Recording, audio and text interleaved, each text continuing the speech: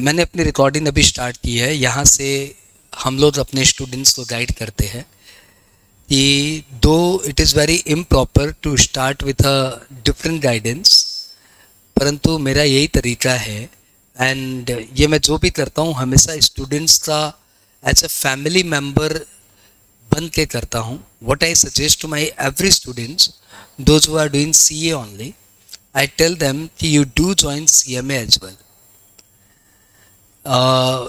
दे feel कि नहीं मुझे CA में बनना ही नहीं है, तो आप क्यों मुझे CA बनने के लिए बोल रहे हो। तो आई सजेस्ट हिम कि no no, you need to join CMA. It is a complementary course which will support you in clearing your CA final exam. How sir?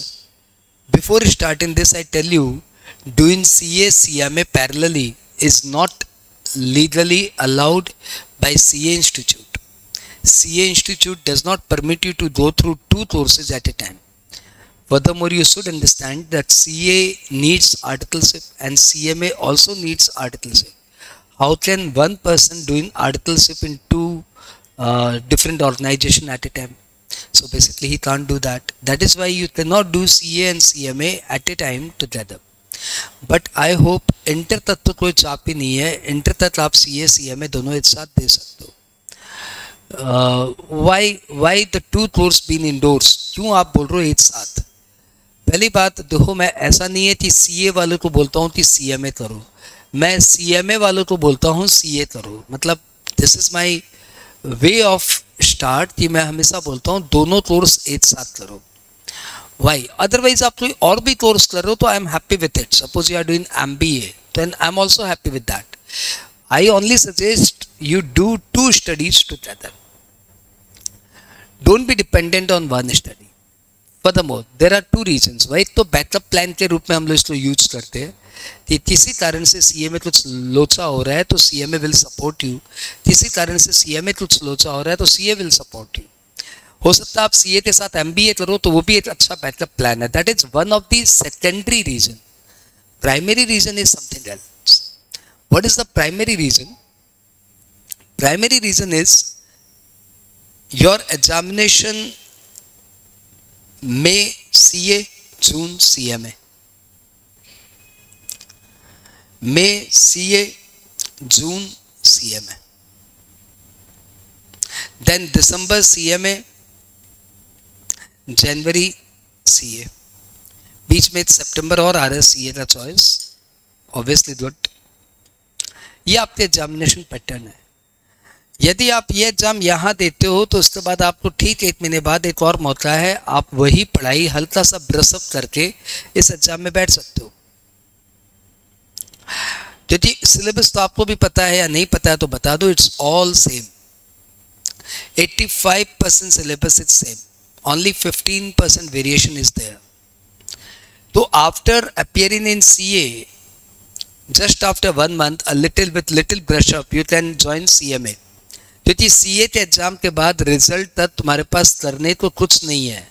ना तो वापस से री पढ़ाई में मन लगता है कि नहीं रिजल्ट का वेट करते हैं, और न ही कोई और काम अपने कर पाते कि कहीं जॉब ज्वाइन कर ले, वो कर ले। नहीं, क्यों? क्योंकि जब तक रिजल्ट नहीं आता you are not sure you are going to clear, और रिजल्ट आने के बाद फिर आर्टिकलशिप करेंगे या रिजल्ट आने के बाद सोचेंगे क्या करना है, वापस पढ़ना है कि नहीं पढ़ना है।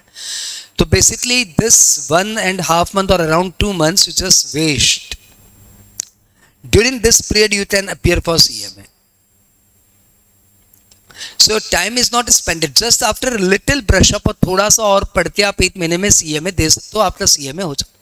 Now after this, in July you are going to get the result of the CA exam. Suppose in July you get it clear, all good यार, CA क्लियर कर लिया तो डैम श्योर है CMA भी क्लियर करने ही वाला है। क्योंकि जो बंदा CA क्लियर कर लिया ना, उसका 98% प्रोबेबिलिटी है is going to clear CMA as well. तो आपका CMA भी क्लियर होने वाला है, बधाई हो। thereafter you can choose. But in case, you know, though it sounds very bad, but you know there is a strong probability कि clear होगा, क्लियर नहीं होगा। In case it is not cleared, in case when it is not cleared, you feel so low, इतना लो हो जाता है इंसान इतना उसका दिमाग खराब हो जाता है कि उसके बाद उसको लगता है कि मेरी लाइफ में कुछ है ही नहीं। फिर रीजनरेट करने में उसको कम से कम 15-20 दिन लग जाते हैं और फिर वो पढ़ना शुरू करता है। आई रिपीट, फिर वो पढ़ना शुरू करता है। तो एक तो 2 महीने से पढ़ाई के टच में नहीं था, उसके बाद 15-20 दिन दुखी रहा और दुखी होने के बाद thereafter he started with a low steam. Pickup आने में टाइम लग जाती है बॉस। और यहाँ पे क्या हुआ, सीए दिया नहीं, हाथों गियर ऑन है, गाड़ी बंद ही नहीं हुआ, गाड़ी चले जा रहा है। जब तक सीए का रिजल्ट का टर्न आएगा ना, तब तक सीए में इंटर का एग्जाम खत्म होगा। तो गाड़ी बंद ही नहीं हुआ, रिजल्ट आया नेगेटिव आया, suppose you definitely will feel low, but will have one expectation more, ये रुक जा यार, सीएमए का भी रिजल्ट आने वाला है, इतना भी क्या मर रहा है। और सीएमए का रिजल्ट आया, तुम पास हो गया, तो बताओ तुम्हारा जो स्टीम टूटा था, जो तुम्हारा जील फैक्टर डाउन हुआ था, वो जील फैक्टर रिवाइव होगा कि नहीं होगा। तो वापस से तुम्हारे में जान आएगी कि मैं कैपेबल हूँ, तुम्हारे फैमिली मेंबर्स रिचार्ज होंगे, नहीं एक एग्जाम नहीं हुआ लेकिन दूसरा एग्जाम क्लियर हो गया, बंदा पढ़ रहा है। और दूसरा, उससे भी सबसे इंपॉर्टेंट, आपकी गाड़ी बंद नहीं हुई, 1.5 महीने आप कॉन्स्टेंटली पढ़ रहे हो।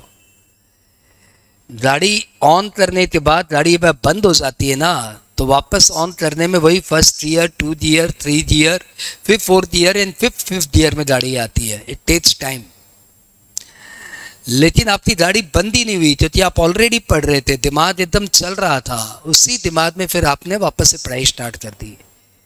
तो हर हाल में आपका steam wise, zeal factor wise, psychological wise and brain functioning wise, all around it is very very essential कि आप एक के बाद दूसरे एग्जाम, दूसरे के बाद तीसरे एग्जाम देते रहिए। रीजन 1, आपका ब्रेन हमेशा सर्वाइविंग दौड़ता हुआ रहेगा। रीजन 2, हमेशा आपके पास एक बैकअप प्लान रहेगा। रीजन 3, आपका जील फैक्टर हमेशा ऑन रहेगा। और सबसे इंपॉर्टेंट वो है कि आप पढ़ाई में हमेशा लगे रहेंगे, कभी पढ़ाई बंद ही नहीं होती है। मैंने तो सीए, सीएस, सीएमए तीनों दिया था, मैं तो तुम्हें सिर्फ 2 करने के लिए बोल रहा हूँ। और ऐसा उनको लगता है, कुछ बंदे ऐसे एक्सक्यूज देते हैं, एक तो हो जाए पहले, अरे यार होगा तो दोनों एक साथ हो जाएगा, क्योंकि दोनों एक साथ एक जैसे सिलेबस है, एक के बाद एक थोड़ी करेगा, एक जैसी चीज तो आदमी एक साथ काम करेगा ना। तो my suggestion is, if you are doing CA में then do CA, if you are doing CA only then do CMA as well. It will support you in your study. It will highly support you in your study. मतलब ये बहुत बड़ा मेरी responsibility है कि मैं बच्चों को पहले ही वार्न करूँ। सीए का एग्जाम्स हमेशा एक बैकअप प्लान मानता है। It's a tough exam. You can not put your entire life depending on result of one exam. क्योंकि सीए हो गया तो बल्ले बल्ले, लेकिन सीए नहीं हुआ तो ठल्ले ठल्ले वापस बीकॉम पे आके रुक जाओगे, क्योंकि there is no value of CA inter pass. So it is always advisable कि you appear for 2 exams together. चलो fine, Shivam you keep your mic off. तो प्लीज आप लोग इस बात को रिकंसिडर करना और एक बार अपने जो भी वेलविशर है उनके साथ बात करना, और एक बार सबसे बेसी अपनी थॉट प्रोसेस पे ध्यान देना कि क्या मेरे लिए पूरी लाइफ एक डिग्री के रिजल्ट को ऊपर डिपेंडेंट करके छोड़ देना चाहिए, और should I have a backup plan. तो बहुत सारे मोटिवेशनल स्पीकर आपको बोलेंगे there should not be any plan B, but they are little irrealistic. उनसे पूछो उन बच्चों का क्या हुआ, उन हजारों बच्चों का क्या हुआ जो सीए इंटर पास करने के बाद भी सीए फाइनल नहीं हुए। वो आज लाइफ में कहाँ स्टैंड करते हैं। They do not know the practicality. वो खाली ध्यान देंगे प्लान बी होना ही नहीं चाहिए, प्लान ए में ही काम करते रहना चाहिए, फोकस करो एक ही काम सोचो क्यों नहीं होगा। All these are good enough to speak out, but when it does not happen तो प्लान बी नहीं है तो वापस से स्टार्ट करने में टाइम लग जाता है। मैं अपने 2-3 फ्रेंड लोग की 2-3 जो मेरे क्लोज है उन लोग के साथ क्या हुआ बता दूं, आप वो भी नोट कर लो, आपके दिमाग में काम आएगा। सीए दे रहे थे, इंटर क्लियर आफ्टर 1 अटेम्प्ट उनका इंटर क्लियर हो गया। इंटर क्लियर होने के बाद फाइनल दिए, एक ग्रुप दिए नहीं हुआ, दूसरा ग्रुप दिए नहीं हुआ, दोनों ग्रुप दिए नहीं हुआ, नहीं हुआ, नहीं हुआ, और फाइनली उन्होंने यहाँ पे पढ़ाई ड्रॉप की। तो करीबन 21 साल की एज में सी ए इंटर में आए थे, करीबन 24-25 साल तक अटैम्प्ट लिए, हुआ नहीं, उसके बाद ड्रॉप करके जॉब में लग गया। उन्हें मैं इस एज में बोलूँ भाई सी एम ए कर लो, वो लोग बोलेंगे पागल अब क्या सी एम ए इंटर दूंगा मैं 25 साल का हो गया, वहाँ पे सब 20 साल 18 साल 19 साल के बच्चे होंगे। तो वो यहाँ पे शर्म के मारे ज्वाइन नहीं करता है, फिर बोलता है लाइफ में 3 साल और खाली नहीं बैठ सकता, अब तो घर में तमाके देना पड़ेगा। तो ये सब एक्सक्यूज लेके यहाँ से वो लोग रीस्टार्ट नहीं करते। रीस्टार्ट बटन देखने में सुंदर लगता है लेकिन स्टार्ट होता नहीं है, बटन दबता नहीं है, ठीक है। यही यदि वो लोग ने यहाँ पे सी ए में दोनों एक साथ ज्वाइन किया होता तो दोनों में से कोई ना कोई एक क्लियर हो जाता। Let me tell you the value of the 2 degrees. C A की वैल्यू ऑन एवरेज 12 लाख है without rank, and C M A की वैल्यू ऑन एवरेज 10 लाख है without rank. But if you are scoring the rank तो ये दोनों ही value 24 lakh और 20 लाख के करीब में है। कभी कभी ये वैल्यू 28 लाख तक चली जाती है because P S U call you. तो कुछ C M A rank holders को पी एस यू कॉल कर लेता है, यहाँ पे इनकी वैल्यू 28 लाख तक चली जाती है। I tell you the difference between C exam and C M A exam. Course is almost same, 100%, it is 85% same plus 15% new, ठीक है। Okay fine. Examination duration 3 times 2 times। Examination toughness syllabus तो बता दिया। Toughness syllabus same होने के बावजूद भी इसका एग्जाम का टफनेस और इसके एग्जाम पेपर का टफनेस में 170 का डिफरेंस है। If it is 100% tough, it is 70% tough. यानी सपोज आप सी ए इंटर के ग्रुप 1 में तो 150 आपको लाना था, आप बाई मिस्टेक कोई बंदा 130 लाके फेल हो गया, तो मैं बताऊं यदि यही बंदा सी ए में दे रहा होता तो पास हो जाता। ये बंदा सी ए में दे रहा होता तो पास हो जाता। तो आप तो जानते ही हो यार, मेजोरिटी फेल बिटवीन 130 to 150 में ही होते हैं। मेजोरिटी अच्छे स्टूडेंट तो 130 से 150 के बीच में ही फेल होते हैं। वो सारे बच्चे यदि अपने बैकअप प्लान में सी एम ए रखते तो पास हो जाते, अपने सी एम ए में पास हो जाते। क्या होता यदि 12 लाख की जगह 10 लाख का जॉब मिलता? कम से कम बीकॉम छाप की तरह 4 लाख का जॉब तो नहीं कर रहे होते। और ये भी एक प्रोफेशनल डिग्री है, रिकॉग्नाइज्ड एवरीवेयर। दूसरा यदि आप बोल रहे हो मेरा सीए में पास हो जाऊंगा, सर आप क्यों पास हो रहे हो, क्यों परेशान हो रहे हो? तुम यदि सीए में पास हो जाता है बॉस फर्स्ट 8 बार में, तो तुम डैम श्योर है सीएमए में रैंक ले आएगा। यदि तुम सीए में एक साथ पास हो जा रहा है तो तुम उतनी ही मेहनत से सीएमए में रैंक ले आएगा। सीए में पास हो गया तो तुम्हारा पैकेज होगा 12 लाख से 15 lakh, both group clear eight ए टाइम 15 लाख, थोड़ा सा झूल के पास 12 लाख। यदि तुम लटक के पास किया, एक अटेम्प्ट में पास किया तो 12 लाख, और यदि एक बार फेल होते पास किया है तो 12 लाख, एक अटेम्प्ट में बोथ ग्रुप क्लियर किया तो 15 लाख। जो बंदा एक अटेम्प्ट में बोथ ग्रुप क्लियर करेगा सीए को, वो सीएमए में रैंक लाएगा। यदि वो सीएमए में रैंक लाएगा तो उसका पैकेज होगा 20 लाख से 28 लाख के बीच में। Tell me commercially which one is more feasible? 15 lakh का जॉब चाहते हो कि 22 लाख का जॉब चाहते हो? और अमाउंट कोई छोटा मोटा अमाउंट नहीं है, 15 और 22 में डिफरेंस समझ रहे हो? 15 लाख से 22 लाख पे जॉब में जाने में कम से कम 3 साल बीत जाती है। 15 लाख से 22 लाख पहुंचने में, प्रमोशन लेने में कम से कम 3 साल बीत जाते हैं। ऑन एवरेज 3 साल बीत जाते हैं, चलो कम से कम नहीं तो ऑन एवरेज 3 साल बीत जाते हैं। यहां पे तुम्हारा एक डिसीजन तुमको 22 लाख के पैकेज में पहुंचा सकता है, if you feel you are this kind of student. मैं एक बार में बोथ ग्रुप सीए क्लियर करूंगा, nice super, but you will get a job of 15 to 16 lakh. Here you may get a job of 20 to 28 lakh. Therefore, you may not be guided in this manner.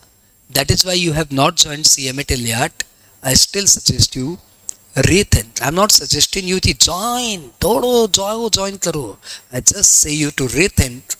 वापस से अपने well wisher के साथ इस data के साथ बात करो, इस डेटा में कितनी सत्यता है अपने आप में वेरीफाई करो, and if you find this these all data are true, then still if you are not joining, तब तो तुम मूर्ख हो कि तुम्हें पता था कि 100 की जगह 70% टफ है। जब तुमको पता था कि यहाँ पे पास होता हूँ तो 16 लाख का पैकेज मिलेगा, वहाँ पे उतने ही एफर्ट से रैंक आ सकता है, मैं तो 25 लाख का पैकेज मिल सकता है, then you are doing injustice with your parents, क्योंकि आपके पेरेंट्स को इतना नहीं पता था। यदि उनको ये ज्ञान दे दिया जाता स्टार्ट में ही, तो आपको बोलते बेटा मैं एक बार और कहीं से रजिस्ट्रेशन पीता ले आऊँगा पैसा, तो दोनों में एक साथ रजिस्ट्रेशन कर ले, क्योंकि ट्यूशन तो 2 बार करनी नहीं है यार। सीए में तुम 1 लाख रुपया से ज़्यादा इन्वेस्ट करते हो इंटर पास करने में, हाँ, जिसमें 60-70 हज़ार रुपया ले लेती है तुम्हारी ट्यूशन, 70-80 हज़ार रुपया ले लेती है तुम्हारी ट्यूशन, 10-1 हज़ार रुपया ले लेता है तुम्हारी किताबें विताबें या मूवमेंट या इधर से उधर आने जाने का खर्चा या फ़ोन वोन खरीदने का खर्चा। 15-20 हज़ार रुपया ले लेता है इंस्टीट्यूट अपना रजिस्ट्रेशन में, 20 हज़ार रुपया ले लेता है, वहीं तुम्हारा 12-15 हज़ार रुपया रजिस्ट्रेशन में और लग गया, चलो 1 लाख की जगह 1,12,000 लग गया, और तो कुछ नहीं लगा ना, क्योंकि ट्यूशन तो वही लेनी रही। अब तुम 1,12,000 लेके प्लान बी और 27-28 लाख की तैयारी कर रहे हो इंस्टेड ऑफ 15-16 लाख की तैयारी। और यदि तुम ये बोल रहे हो कि सीए में मेरा रैंक आ जाएगा, सर अब कंपेयर करिए, ऑब्वियसली सीए में तुम्हारा रैंक आ जाता है तो सीए में कहीं स्टैंड नहीं करता, लेकिन सीए में रैंक समझते हो, सीए में रैंक समझते हो, वो भी सीए फाइनल का रैंक, इट्स नॉट ईजी। मैं नहीं बोलता हूँ कि तुम्हारा नहीं आएगा, तुम्हारा भी आएगा, तुम भी वन ऑफ द कैंडिडेट रहोगे रैंक के, परंतु फिर भी ये वैसा ही है कि लाखों लोग यूपीएससी एग्जाम दे रहे हैं और आप बोल रहे हो हम पीएम ऑफिस में बैठेंगे। This is one of the dream, this might come true and this should come true, but this is not sure to be come true. देखो बी रियलिस्टिक, बी प्रैक्टिकल, एक एग्जाम और backup plan लेके आपको exams देने चाहिए। ये मेरा moral duty था कि आपको स्टार्टिंग में सारे डेटा के थ्रू मैं आपको समझाऊं कि यार सीएमए भी दे ले, रजिस्ट्रेशन करा ले यार, इतना क्या चाप ले रहा है, अभी नहीं तो 3 महीने पैसे इकट्ठे करके फिर करा लेना, क्योंकि अभी तो 3 महीने तेरी पढ़ाई तो चली रही है। बस इतना टारगेट रखना कि सीए का एग्जाम ओवर हुआ उसके बाद खाली नहीं बैठूंगा, हाथों हाथ सीएमए का एग्जाम दे दूंगा, बस इतना सा तैयारी कर लेना, तो आराम से सीएमए में रजिस्ट्रेशन करा ले। Got the point? सृजन क्लियर? शिवम कहाँ चले जाते हो पर्दा डाल के यार, क्यों ये पर्दे डाले ही मत करा, तुम पर्दा डालेगा तो सोच मैं भी पर्दा डाल दूंगा, फिर कैसे होगा? ऐसे बुर्का पहन के क्लास थोड़ी होगी भाई।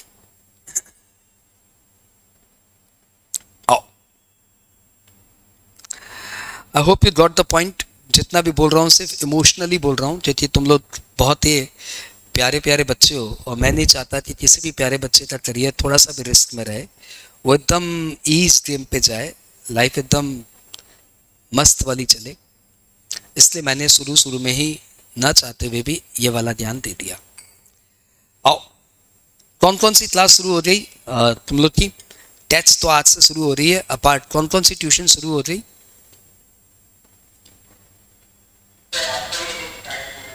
ओके तुम और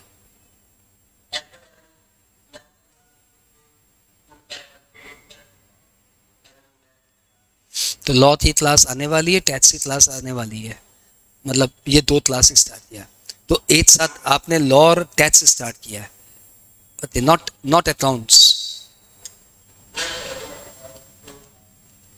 ओके, व्हाई नॉट अकाउंट्स? किससे ले किससे ना ले, ओके फाइन। सृजन तुम्हारा कौन कौन सा ट्यूशन स्टार्ट हो गया? Law, accounts, tax.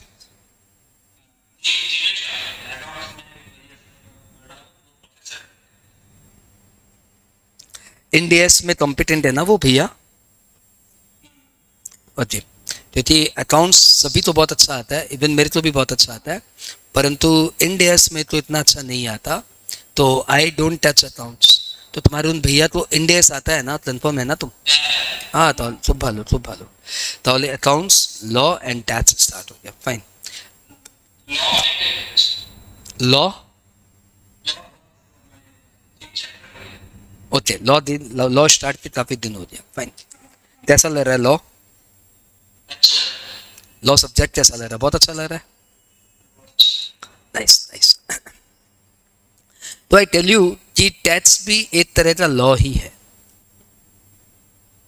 इसका नाम ही है टैक्स लॉ एंड लॉ की बहुत सारी ब्रांचेस में एक ब्रांचेज है कंपनी लॉ जो आप लोग कर रहे हो एक ब्रांचेज है निगोशिएबल इंस्ट्रूमेंट कॉन्ट्रैक्ट एक्ट ये सब लॉ की ब्रांचेज है और वैसे ही एक ब्रांच है इनकम टैक्स लॉ और एक ब्रांच है जीएसटी लॉ तो हम लोग लॉ की दो ब्रांचेस तो पढ़ेंगे tax law and GST law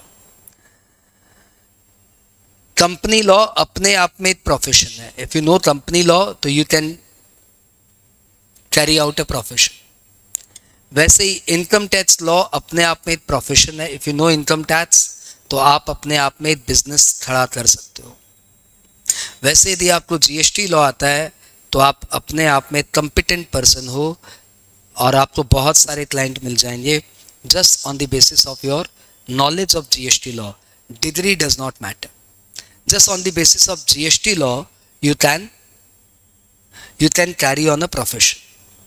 There are so many advocates, there are so many BCom pass students, those who are earning good just because of knowledge of GST law. ठीक है परंतु फिर भी degree तो degree है degree के कारण ही job मिलेगा डिग्री के कारण ही बेटर क्लाइंट मिलेंगे बड़े क्लाइंट कभी बिना डिग्री के हाथ में नहीं आएंगे ठीक है ओके हमारे कैलकाटा में there is a GST Munim ji is a person running an app in the name of GST Munim is not CA and is doing good हमारे कैलकाटा में there is a GST Dost another startup जो जीएसटी दोस्त नाम से काम कर रहा है and he was a CA but he had to surrender the CA degree because उसको बिजनेस सॉलिसिट करना था and the CA cannot advertise and he was to advertise तो उन्होंने अपनी CA की डिग्री सरेंडर की और उसके बाद without being a CA he is running his profession and both are doing good GST दोस्त तो बहुत आगे है GST मुनीम जी भी ठीक ठाक काम कर रहे हैं तो all these are the examples जो एक नॉलेज के बेसिस पे विदाउट डिग्री ठीक ठाक बिजनेस कर रहे हैं आपके पास डिग्री आ जाएगी तो बहुत ही मज़ेदार काम हो जाएगा ठीक है तो हम लोग ये बात बोलने का मेरा मतलब ये है कि जब हम लोग कोई लॉ लेते हैं कोई भी सब्जेक्ट लेते हैं तो सब्जेक्ट को हम लोग नॉलेज से पढ़ रहे हैं बिकॉज डिग्री अपनी जगह है नॉलेज रहेगा then we can earn like anything therefore believe in the knowledge rather than degree even you have joined me तो आपने भी मेरा डिग्री नहीं देखा होगा आपने भी मेरा नॉलेज से सुना होगा कि बंदे के पास नॉलेज है यू कैन जॉइन हिम तो all together the game is of knowledge चलो अभी भी मैं तुम्हें लॉ में ही लेते चलूँगा इनकम टैक्स या जीएसटी में थोड़ी देर बाद लेते आऊँगा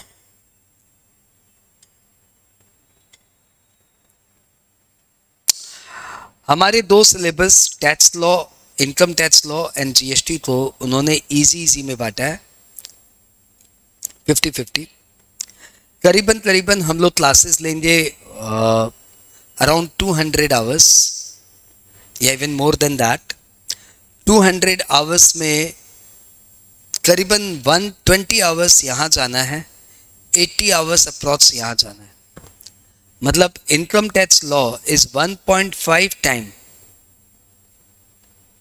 of the GST law. Though they are carrying equal marks, but still income tax is 1.5 times than GST law.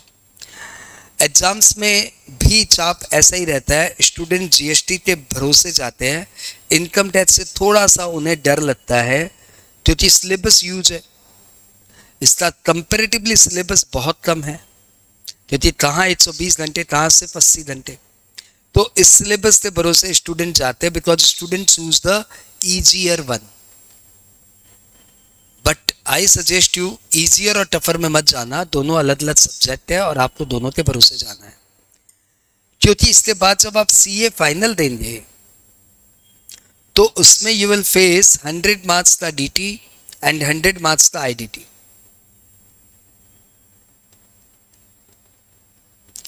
वहां पे भी आईडीटी तकरीबन 140 आवर्स में फिनिश हो जाएगा, ये भी अपर साइड में बोल रहा हूं, आप ऐसे समझो 120 आवर्स में खत्म हो जाएगा।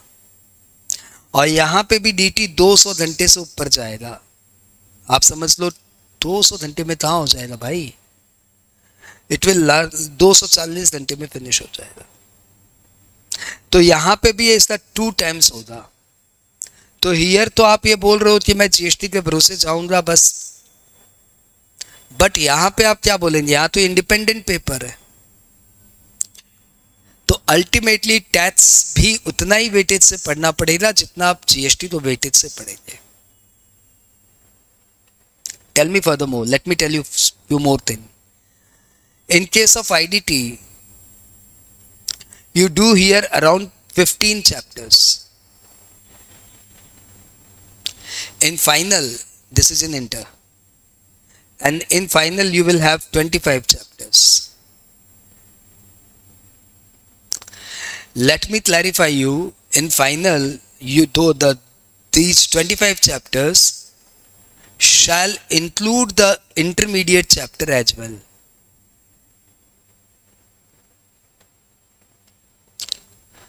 So the same syllabus whatever you have done in this intermediate, the same will be repeated in final, and the chapters content will be indifferent. इतना indifferent कि जो आपके इंटर का स्टडी मैट है वही मैट फाइनल के बच्चों को दिया जाता है एज अ पार्ट ए, और पार्ट बी में 10 नए चैप्टर डाल के दिया जाता है। यानी इस 15 चैप्टर का स्टडी मैट इंटर और फाइनल का सेम है। तो सर ये बात बताने का क्या मतलब है, क्यों बता रहे हो आप ये बात, अभी हम लोग फाइनल में थोड़ी है। ये बात बताने का मतलब ये है मेरे दोस्त, I want to tell you कि whatever you do in the intermediate you need to do with such a depth, ये आपको रियलाइज होती है मुझे फाइनल तक याद रखना है, क्योंकि सेम चीज फाइनल में है। इसलिए आप ऐसे हाफ हर्टेड एकदम मत पढ़ो, जो पढ़ो एकदम डेप्थ में जाके बढ़िया से पढ़ो, क्योंकि सेम चीज आपके फाइनल में है।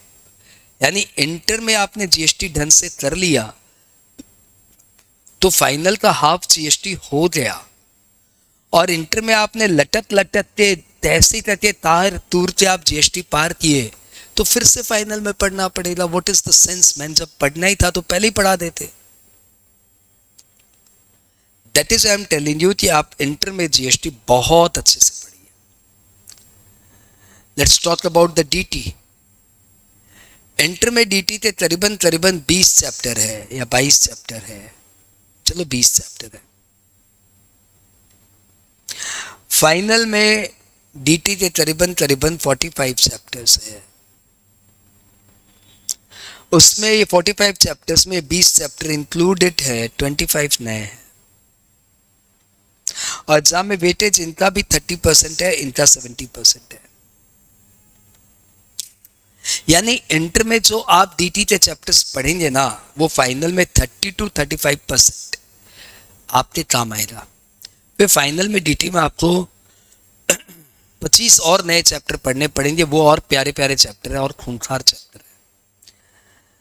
तो डीटी का यदि आपने बेस अच्छा नहीं बनाया, इंटरमीडिएट में थोड़ा झोल झाल करके पास करने का मूड बनाया कहीं से भी, तो ध्यान रखना फाइनल आपको बुला रहा है पटक पटक के मारने के लिए, क्योंकि फाइनल में 30-35 नंबर का तो वापस रिपीट होगा। तो जो बंदा इंटर में ही झोल झाल करके पास हुआ है वो फाइनल में 70 नंबर से कैसे पास हो जाएगा, है ना। तो अल्टीमेटली जो पढ़ना है टैक्स पेपर में खास करके, since the inter syllabus is हूबहू copied in the final, therefore आपको बहुत अच्छे से पढ़ना पड़ेगा। तो मैं वापस से अपनी मेन बात पे आता हूँ, जो मैंने स्टार्ट की थी, जो मेरा पर्पस है इतनी देर का प्रवचन का, द पर्पज इज जो आप इंटर में पढ़ोगे उसको आप बहुत डेप्थ से नॉलेजफुल, डिग्री फिग्री नहीं, एग्जाम ओरिएंटेड नहीं, सिर्फ कंटेंट के लिए पढ़ेंगे यार ये कितना काम का चीज़ है, क्योंकि वो कंटेंट आपके जहन में जाना चाहिए, क्योंकि उस सिर्फ इस इंटर के नॉलेज के बेसिस पे आप अपना एक प्रोफेशन खड़ा कर सकते हो। फाइनल आ जाए तो बहुत ही अच्छी बात है, सिर्फ इंटर के टैक्स के नॉलेज के बेसिस पे आप अपना GST profession, income tax profession start कर सकते हो।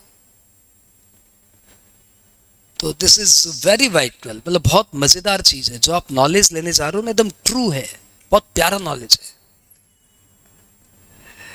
सो यहाँ पे प्लीज आप नॉलेज की बहुत ज्यादा वैल्यू देना।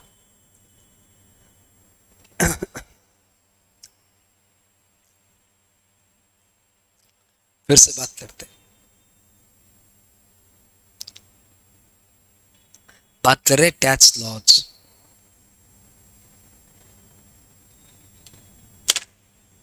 टैक्स लॉज, लॉ की थोड़ी बहुत आइडिया है, मुझे थोड़ी बहुत लॉ की आइडिया बताइए। आप मुझे बताइए, आप लोग ने सीजन ने लॉ की क्लासेस की है, सीजन मुझे बताओ एक्ट में, रूल्स में, आपने नाम सुना होगा act, rules, notification, circular, case studies,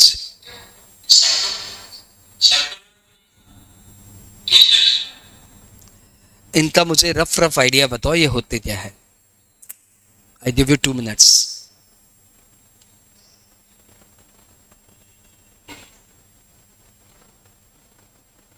wait इन, एक्ट क्या होता है, रूल्स क्या होता है?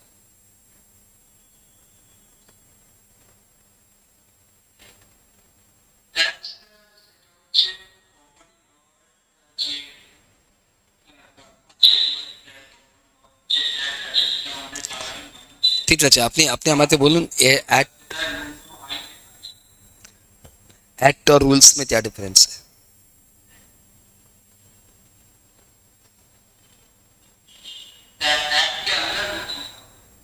एक्ट के अंदर रूल्स होता है। मतलब you want to say act and rules are same book. You want to say act and rules are same book. In the book of act, rules will be given, right? Means the drafter of act is the drafter of rules. जो act draft करता है वही rules draft करता है, यानी जो act बनाता है वही rule बनाता है। नहीं, मतलब आपके सर ने ये सब आपको नहीं बताया?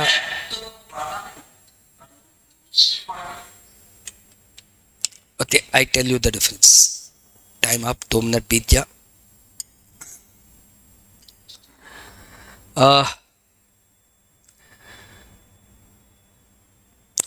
In the country, the act making power is not free. No one can make act unless and until it is authorized by someone. And the authorizing authority is Constitution of India.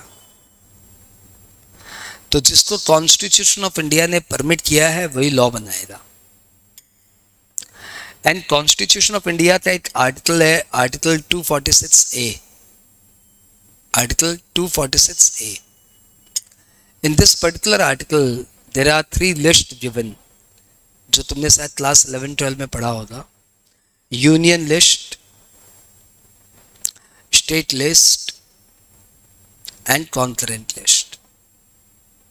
Union list, state list and concurrent list. Union list, here those matters been given on which law can be made by parliament. So law कौन बनाएगा? You don't need to write. जब तुम्हें लगे कि sir मुझे सब लिखना है, you can tell me, I will make a simple draft for you. पहली बात समझ लो, I will make a draft for you, starting से, जीरो से, जितना पढ़ाऊँ सब लिखा दूंगा। तो कॉन्स्टिट्यूशन ऑफ इंडिया में कौन लॉ बनाएगा? कॉन्स्टिट्यूशन ऑफ इंडिया ने लॉ मेकिंग मैटर्स को 3 पार्ट में डिवाइड किया, union list, state list, concurrent list. और यूनियन लिस्ट में जो मैटर्स है उस पर लॉ बनाएगी. Which one who will make the law? Parliament will make the law. Those matters which are given in state list, the law will be made by the state legislature. State legislature. आप बोल सकते हो state की parliament, आप ऐसे बोल सकते हो स्टेट की असेंबली. ये पार्लियामेंट के जो मेंबर होते हैं ना उनको बोलते हैं एमपी, मेंबर ऑफ पार्लियामेंट. और ये जो लेजिस्लेचर, स्टेट लेजिस्लेचर के जो मेंबर होते हैं उनको बोलते हैं MLA, member of legislative assembly. तो हमारे देश से स्टेट वाले कानून एमएलए मिलके बनाते हैं, हमारे देश से सेंट्रल वाले कानून मेंबर ऑफ पार्लियामेंट मिलके बनाते हैं. अभी जो देश में कानून पास हुआ है ऑनलाइन गेमिंग पे बैन ऑल ओवर इंडिया, ये हमारी पार्लियामेंट ने पास किया है, यानी ऑल एमपीज ने मिलकर इसे पास किया है. अभी जो इनकम टैक्स एक्ट 2025 नया एक्ट आया है, that is pass in the parliament. तो you have a question, you should have a question. पहले तो ये बताओ सर कि कॉन्करेंट लिस्ट में फिर क्या मैटर है. तो let's answer one by one. Concurrent list as the name implies, here the matter falls, those matter falls in which the law can be made by central as well as state. The law can be made by either of the two. Parliament can make the law, assembly can make the law. But it goes without saying, if both the assembly, parliament as well as assembly both made the law, then obviously parliament law shall prevail. But normally ये लोग इस तरीके से clash नहीं करते. इसमें जो मुद्दे होते हैं या तो उसमें असेंबली लॉ बना देती है या फिर पार्लियामेंट लॉ बना देती है. जैसे education is one of the matter, और इसलिए आपने देखा होगा कि एजुकेशन में वेस्ट बंगाल बोर्ड भी है और सेंट्रल बोर्ड भी है. क्योंकि वेस्ट बंगाल बोर्ड के पास भी पावर है लॉ बनाने का और सेंट्रल बोर्ड के पास भी पावर है लॉ बनाने का. ये लोग दोनों अपना अपना हिसाब से लॉ बना देते हैं. तो कुछ मैटर्स कॉन्करेंट लिस्ट में भी है जहाँ पे दोनों मिलके लॉ बना सकते हैं. But to be noted, tax का कोई ऐसा मैटर नहीं है जो कॉन्करेंट लिस्ट में हो.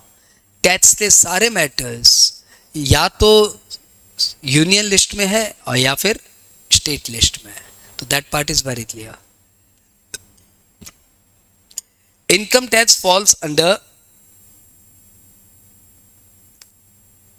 Union list, and that is why income tax पे लॉ बनेगा तो लॉ कौन बनाएगी? Parliament. But income tax on agriculture, that falls under state list. So on every income the IT Act shall be applicable prepared by union list except agricultural income. Because on agricultural income, the law shall be framed by state list और state list उस पे tax लेगा. ये सब जितनी भी बातें बताने जा रहा हूँ ना, ये सब तुम्हारे एकेडमिक नहीं है, ये बेसिक फ्रेमवर्क बनाया जा रहा है. एटलीस्ट बच्चे को पता हो एक्ट क्या होता है, एक्ट बनाता कौन है, एक्ट बनता कैसे है, रूल्स क्या है, नोटिफिकेशन क्या है. तुम देखो सृजन का 3 महीने हो गया क्लास स्टार्ट हुए, नहीं 3 चैप्टर हो गए क्लास स्टार्ट हुए. अभी इसको ये बेसिक्स नहीं पता, तो he feel might not he feel good कि यार थोड़ा कम है. So let's start with this.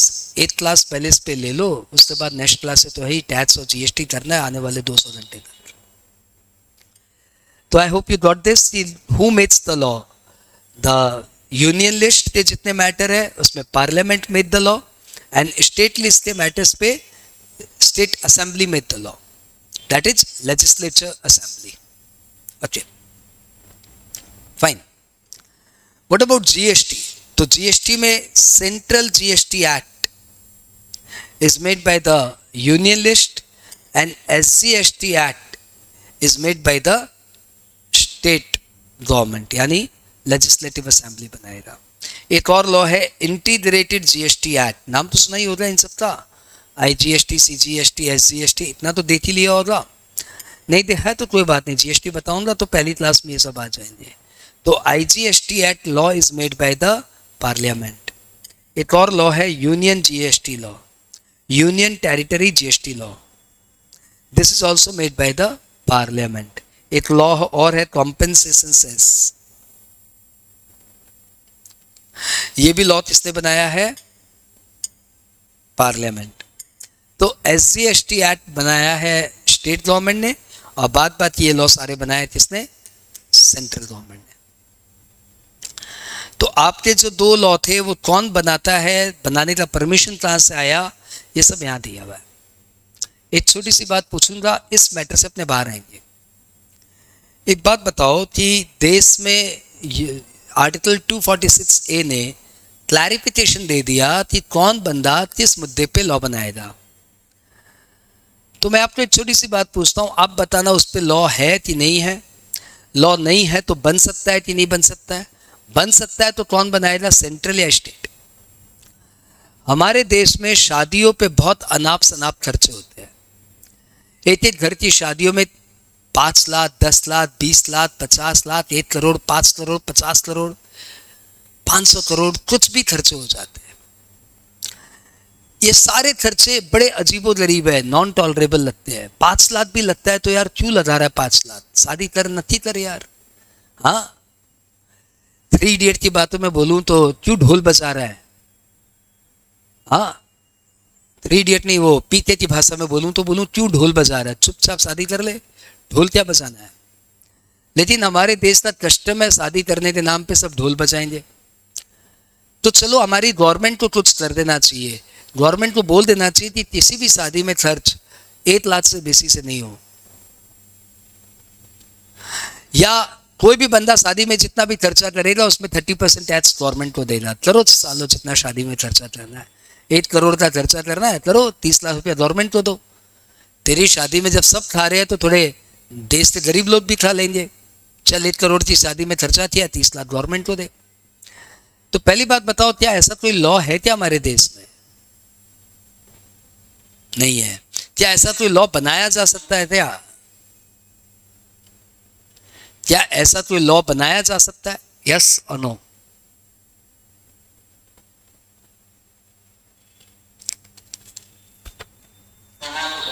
बनाया तो जा सकता है। Then who shall make it, parliament और स्टेट असेंबली? पार्लियामेंट।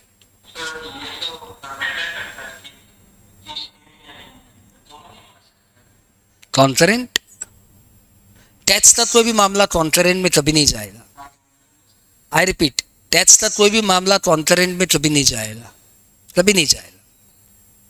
क्योंकि टैक्स का पैसा या तो सेंट्रल के पास जाएगा या फिर स्टेट के पास जाएगा, कॉन्करेंट में नहीं जाएगा। एंड आंसर इज, इसी 246 के एंट्री नंबर 97 में दिया हुआ है कि residuary power of making the law goes with parliament. तो जो मामले बोले हुए हैं वहां तो या तो सेंट्रल या फिर स्टेट लॉ बनाएगा, और जिस मामलों के बारे में कुछ नहीं बोला हुआ है तो कोई ऑल ऑफ सडन नया मामला आता है जिसमें लॉ बनाने का है, तो law can be made only by parliament. ठीक है, one thing over, we move to another thing. Tell me what is the difference between parliament and central government? ये वैसे टैक्स का एकदम भी मुद्दा नहीं है, फिर भी यदि आपको यही नहीं पता तो फंस जाऊंगा ना मैं। Tell me fast, parliament and central government में डिफरेंस। इतना तो लोकसभा का चुनाव, लोकसभा चैनल देखा ही होगा कि सेंट्रल गवर्नमेंट मतलब बीजेपी, मोदी की सरकार, एंड पार्लियामेंट मतलब मोदी के खाली 260 सीट, बात बाकी सीट कांग्रेस के, बात बाकी हमारा टीएमसी, बात बाकी अरे सपा, आम आदमी, ये सब मिला के पार्लियामेंट 570 सीट। तो लॉ कोई बीजेपी गवर्नमेंट नहीं बना रही है, लॉ मेकिंग पावर किसी रूलिंग पार्टी के हाथ में नहीं है। लॉ मेकिंग पावर हमेशा पार्लियामेंट के हाथ में है। पार्लियामेंट मतलब हर सीट से जो जीता उसके पास राइट है कि वो उस लॉ पे अपना कमेंट दे, उसका कमेंट रिकॉर्ड होगा और फिर लॉ पे अपना वोट दे, भैया मेरा ये वोट है, इसको पास करना है कि नहीं पास करना है। तो parliament is obviously different from central government. तो law making power central government के पास है कि पार्लियामेंट के पास है? पार्लियामेंट के पास है। सेंट्रल गवर्नमेंट के पास लॉ मेकिंग पावर नहीं है। I move ahead. Tell me how the law is made. Law कैसे बनाएंगे?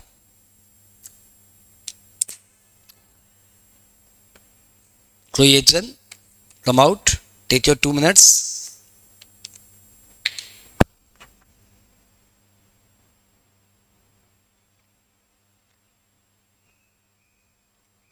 I repeat. How to make law, law कैसे बनाएंगे?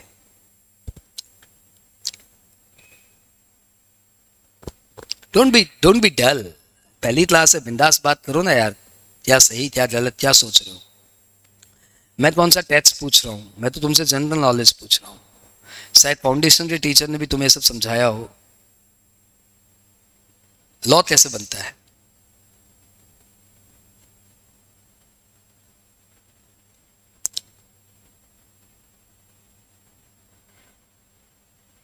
None of you? Why? Foundation pass हो कि फाउंडेशन फेल?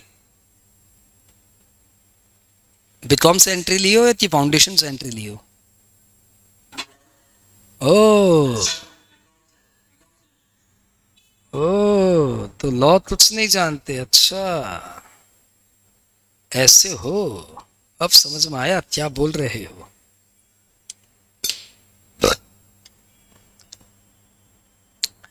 तो भैया देश का कानून कैसे बनता है, ये हमें अन्ना हजारे ने पढ़ाया था। ये हमने भी किसी किताब में नहीं पढ़ा।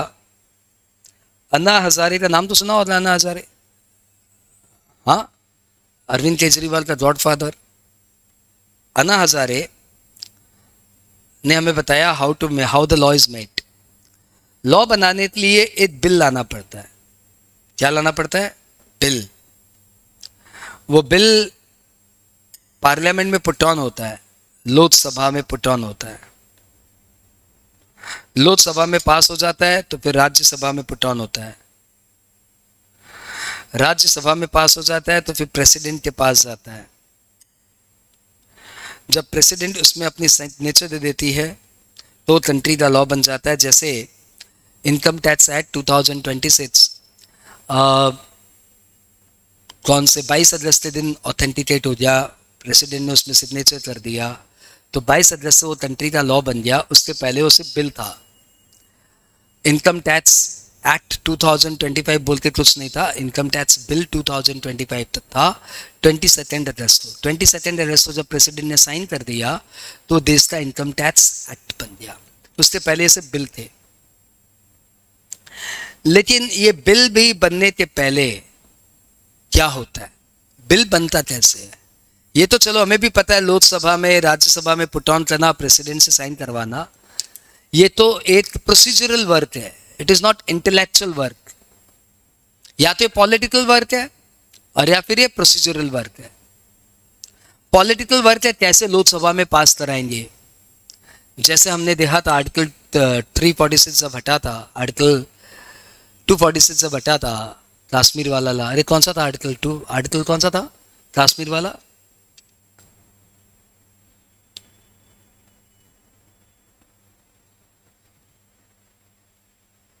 अरे आर्टिकल 370 नालायक को, इतना भी ध्यान नहीं है। मूवी देख लिए, मूवी देख लिए, तो ध्यान भी नहीं है। तो जब आर्टिकल 370 हटा था तब तो वो बहुत बड़ा पॉलिटिकल इश्यू था कि कैसे उसको पास करवाना है। तो वो एक पॉलिटिकल इश्यू था, प्रोसीजरल वर्क था। ये लॉ मेकिंग प्रोसेस नहीं है, ये लॉ का पास करने का प्रोसेस है। लॉ मेकिंग प्रोसेस क्या है, ये सब किताबों में लिखा हुआ रहता है। पहले बिल आएगा, फिर लोकसभा आएगी, फिर राज्यसभा आएगी और फिर प्रेसिडेंट साइन करेगा। ऐसा हर किताबों में लिखा रहता है। आप किसी भी अपने दोस्त से पूछेंगे जो फाउंडेशन पास कर क्या है, वो बोले ऐसे ऐसे ऐसे होता है। देखिए किताबी ज्ञान है, असली ज्ञान क्या है? यहाँ से लॉ बनता है क्या? नो, लॉ से नहीं बनता। लॉ बनाने के लिए गवर्नमेंट का जो वो रिस्पेक्टिव डिपार्टमेंट है ना, जैसे इनकम टैक्स का मामला है तो फाइनेंस डिपार्टमेंट, यदि एग्रीकल्चर का मामला है तो एग्रीकल्चरल डिपार्टमेंट, टूरिज्म का मामला है तो टूरिस्ट डिपार्टमेंट। जो भी गवर्नमेंट का वो डिपार्टमेंट है ना, वो एक वाइट पेपर निकालता है। वाइट पेपर के पहले भी ग्रीन पेपर आता है, चलो वाइट पेपर से स्टार्ट करते हैं। वाइट पेपर निकालता है। वाइट पेपर मतलब हम लोग सोच रहे हैं ऐसा कोई लॉ लाए,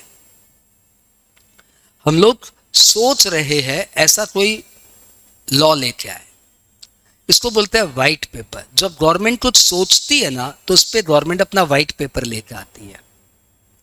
व्हाइट पेपर जैसे नाम है, ये सादा कागज में लिखा हुआ है। एटा लॉ नहीं भाई, एटा तो उन्होंने स्टैम्प पेपर पे नहीं लिखा हुआ, ये सादा कागज में लिखा हुआ। मैं ऐसे सोच रहा हूं भाई, यदि मैं कुछ सोच रहा हूं तो मैं इसको राइटअप करूंगा ना, तभी तो सोच थोड़ी सी कंक्रीट होगी। तो गवर्नमेंट जो सोच रही है वो उसका व्हाइट पेपर लेकर आती है। व्हाइट पेपर में लॉ अपना, गवर्नमेंट अपना मूड जरा जाहिर करती है कि मैं ऐसा लॉ लाने का सोच रहा हूं। ये व्हाइट पेपर गवर्नमेंट का डिपार्टमेंट भी ला सकता है, या आप और हमारे जैसे नागरिक मिलके गवर्नमेंट को एक प्रपोजल भी दे सकते हैं कि सर आप इस तरह का कोई लॉ लेकर आइए। जैसे suppose we all are NGO और हम लोग शादी के इस फिजूल खर्ची से बहुत परेशान हैं। हम लोग घर जा जाके लोगों को मना करते हैं कि शादियों में खर्चा कम करिए, बहुत सारे इवेंट करते हैं, बहुत सारे रोड शोज करते हैं कि शादियों पे खर्चा कम करिए, देश का जीडीपी व्यर्थ न जाने दे, थोड़ा सोशल डिसबैलेंस ना आने दे, लड़कियों वालों को पे इतना चाप ना आने दे। हम लोग बहुत सारे रोड शोज करते हैं और हम लोग करीबन 5,000 लोग हैं जो इस तरह के काम नियम से करते हैं। फिर हमें रियलाइज हुआ कि हमारे 5,000 की संख्या भी कम पड़ जा रही है। माना हम लोग बहुत रोड शोज करते हैं, हमारा डेली इसमें यूट्यूब चैनल पे बहुत वीडियोस आता है, इंस्टाग्राम पे हम लोग बहुत वीडियोस फेंकते हैं। जो लोग शादियों में फिजूल खर्चे करते हैं, हम लोग वहाँ पे ब्लैक पट्टी पहन पहन के चले जाते हैं। हम लोग बहुत तरीके से अपना अवरोध प्रस्तुत करते हैं, परंतु उससे काम नहीं हो रहा है। लोग अभी भी शादियों में खर्चा कर रहे हैं। तो हमने सरकार को अपील की कि सरकार इसके ऊपर आप लॉ बना दीजिए। तो सरकार हमें क्या बोलेगी? आप अपना एक ड्राफ्टिंग भेजिए, आप अपना एक ड्राफ्ट भेजिए, क्या क्या लॉ चाहिए आपको, एक ड्राफ्ट बना के दीजिए, हम लोग उसके बाद सोचेंगे। तो हम लोग 5,000 लोग में से कुछ इंटेलेक्चुअल लोग मिलके एक पूरा का पूरा बिल बनाएंगे, परंतु उसको बिल नहीं बोलेंगे। हम लोग पूरा का पूरा लॉ बनाएंगे, परंतु उसको लॉ नहीं बोलेंगे।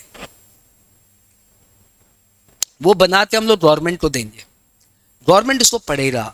पढ़ने के बाद गवर्नमेंट को लगा राइट यह मुद्दा अच्छा है, इंटरेस्टिंग है और देश के अच्छे के लिए है, तो वो लोग उसके ऊपर अपना व्हाइट पेपर इशू करेंगे। यानी व्हाइट पेपर के पहले की कहानी भी मैं आपको बता चुका हूं कि व्हाइट पेपर की पहले की कहानी क्या होती है। कोई भी बंदा गवर्नमेंट को पुट ऑन कर सकता है कि इस पे बिल लाइए। अब गवर्नमेंट ने व्हाइट पेपर निकाला। What is the difference between white paper and bill?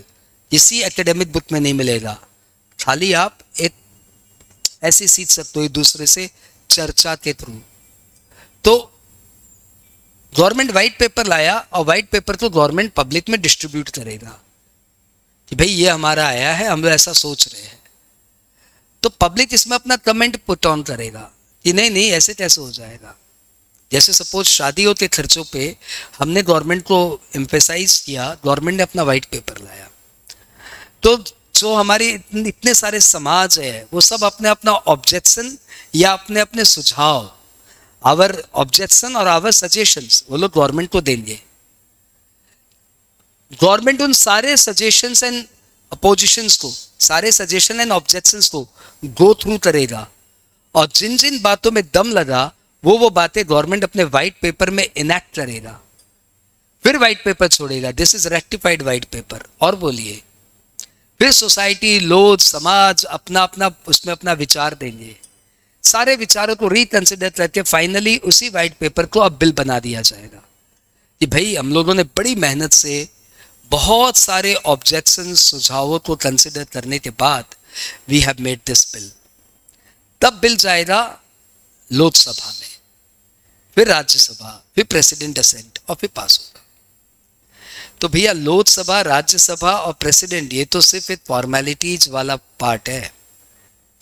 जो मेन लॉ बनता है ना वो व्हाइट पेपर में बनता है, और व्हाइट पेपर जब डिस्ट्रीब्यूट होता है तो जो पब्लिक से गवर्नमेंट के ऑफिसर्स मीटिंग करते हैं, उनके सुझावों को नोट करते हैं, उनको ऑब्जेक्शंस को पॉइंट आउट करते हैं और उनको बाद में अपने व्हाइट बिल में इनकॉर्पोरेट करते हैं, वो जो 1 साल 2 साल का प्रोसेस है ना, वो है असल intelligence.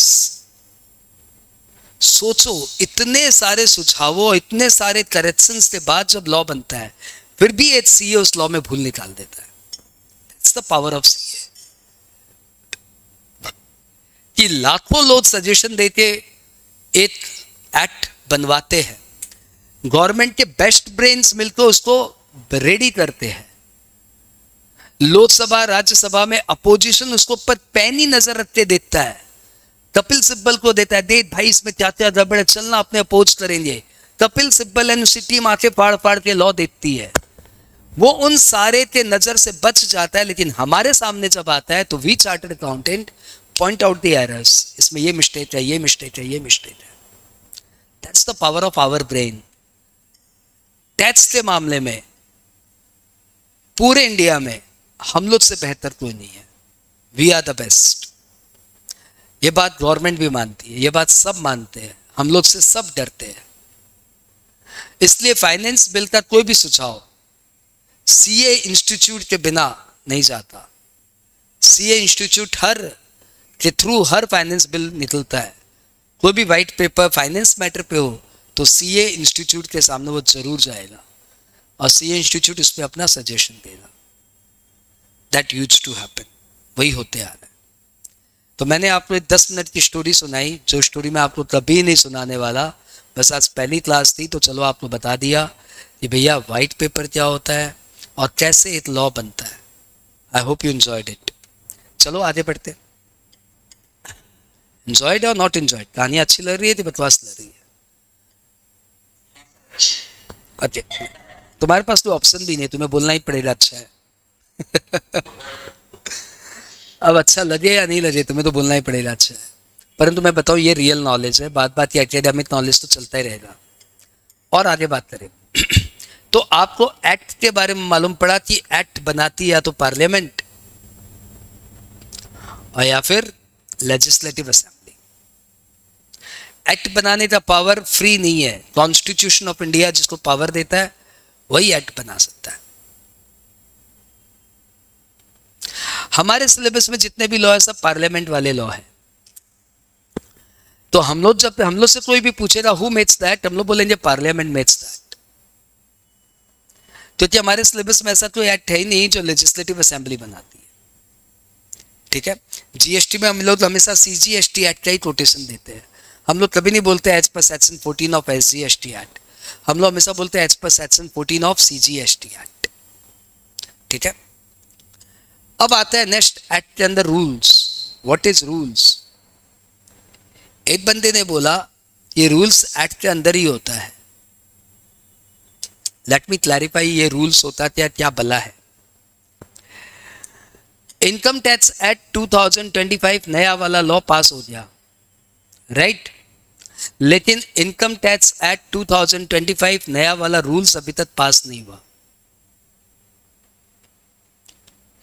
You must know it. जैसे अभी सारे मालूम पड़ गया कि सैलरी पे टैक्स लगेगा, क्या रेट से लगेगा, सब मालूम पड़ गया। लेकिन सैलरी के रेंट फ्री एकोमोडेशन का वैल्यू क्या होगा ये अभी तक नहीं पता, क्योंकि एक्ट की वो बातें जो थोड़ी सी प्रोसीजरल होती है, जो थोड़ी सी कैलकुलेशन समझाती है, जो एक्ट को थोड़ा सा इलेबोरेट करती है, वो सब बातें दी हुई रहती है किसमें? रूल्स में। टू बी नोटेड, एक्ट बनाने का पावर पार्लियामेंट के पास है, लेकिन रूल्स बनाने का पावर सेंट्रल गवर्नमेंट के पास है। एक्ट बनाने का पावर कॉन्स्टिट्यूशन पार्लियामेंट को देती है, जा मुन्ना एक्ट बना ले। और रूल्स बनाने का पावर एक्ट सेंट्रल गवर्नमेंट को देता है कि जा मुन्ना रूल्स बना ले। तो जब तक एक्ट पास नहीं होगा तब तक रूल्स पास हो ही नहीं सकते, रूल बन ही नहीं सकते। क्यों? क्योंकि रूल्स बनाने का पावर कौन देगा? एक्ट। किसको? सेंट्रल गवर्नमेंट को। तो क्या बिना एक्ट बने सेंट्रल गवर्नमेंट के पास रूल्स बनाने का पावर आ जाएगा? कैसे आ जाएगा सर? उसको जो पावर देता है उसी का जन्म नहीं हुआ, तो फिर रूल्स कैसे बन जाएगा? तो एक्ट बनाने का पावर जिस तरीके से कॉन्स्टिट्यूशन ने पार्लियामेंट को दिया है, वैसे ही रूल्स बनाने का पावर एक्ट ने सेंट्रल गवर्नमेंट को देना है। तो अब जब 2025 इनकम टैक्स एक्ट पास हो गया है, now the central government is having the power by virtue of that act to make the rules. तो now central government will start proceeding, और अब वो लोग बहुत जल्दी अपना रूल्स लेके आ जाएंगे। Got it? What is the difference between act and rules? एक बार एक टीचर की भाषा में तुम्हें समझाऊं तो एक्ट और रूल्स में क्या डिफरेंस है। तो एक्ट में सारे बड़े बड़े प्रोविजंस होते हैं और उससे रिलेटेड छोटी छोटी बातें एक्ट में डालेंगे तो एक्ट बहुत बोझिल हो जाएगा। तो ऐसे में एक्ट के वो सारी बातें वी ट्रांसफर टू रूल्स। जैसे एक्ट में ये लिख दिया कि एम्प्लॉय को यदि एम्प्लॉयर कार देता है तो it is a taxable perquisite. Act में लिख दिया if the employer provides a car to employ then it is a taxable perquisite, but what shall be the value of that perquisite it is not given in the act, it shall be given in the rules. क्योंकि अब उसका valuation का procedure भी यदि act में डाल देंगे तब तो एक्ट बहुत मोटा हो जाएगा। एम्प्लॉयर ने एम्प्लॉय को घर दिया तो that will be a taxable perquisite, but what shall be the taxable value, this shell be given in the rule. आप फॉरेन से कुछ सोना इंपोर्ट करके लाएंगे तो थोड़ा माफ करेंगे, बात बाती पे टैक्स लेंगे, ये बोलेगा एक्ट। अब कितना माफ करेंगे और कितने पे टैक्स लेंगे, ये बोलेगा रूल। तो रूल वही चीज बोलेगा जो एक्ट उसको बोलने के लिए परमिशन दिया है। रूल एक्ट का गुलाम है। जब एक्ट बोलेगा नाच तो वो नाचेगा, जब एक्ट बोलेगा बैठ जा वो बैठ जाएगा। Is not having the power to make. अरे सृजन तुम फिर बुर्का पहन लिया यार, हाँ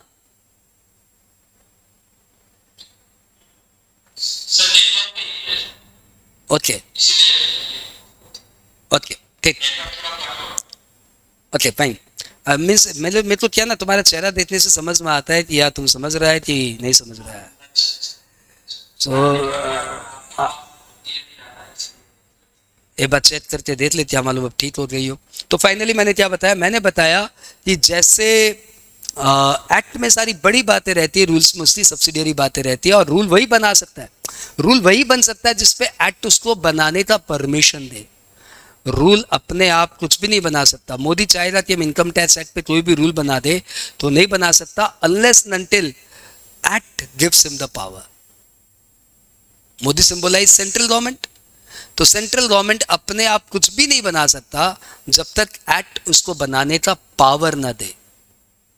तो जो कॉन्स्टिट्यूशन का पावर है एक्ट बनाने में, वही एक्ट का पावर है रूल्स बनाने में। By the way, who makes the rule? Central government. Who makes the act? Parliament. Act बड़ा कि रूल बड़ा? एक्ट बड़ा। रूल क्या है? एक्ट में जो जो चीजें डाल के एक्ट को बड़ा करने की जगह उसको अलग कर देना चाहिए, वही चीज हमने रूल्स में अलग कर दी है। एकेडमिक भाषा में कि आंसर एक्ट है और वर्किंग रूल्स है, ताकि आंसर बहुत लोडेड ना हो जाए, वर्किंग कर करके उसको रूल्स में डाल देते हैं। एक्ट मेन बात बताता है, टैक्सेबल है कि नॉन टैक्सेबल है, ये मेन बात एक्ट बताया। कितना टैक्सेबल है वर्किंग में डाल देंगे, वो रूल्स बताएगा। I hope you got the point. Act and rules. Now the question arises, sir act समझा दिया आपने, हमें मजा आया, समझ में आया, रूल्स आपने समझा दिया, क्लियर है हमें। अभी आप ये बताइए नोटिफिकेशन क्या होता है? Any one of you, notification क्या होता है? जल्दी बोलो, नोटिफिकेशन का नाम सुनाते हैं। 2 मिनट का वेट कर रहा हूँ। अरे इतना पढ़ के आए हो, 2 मिनट में बताओ नोटिफिकेशन क्या होता है।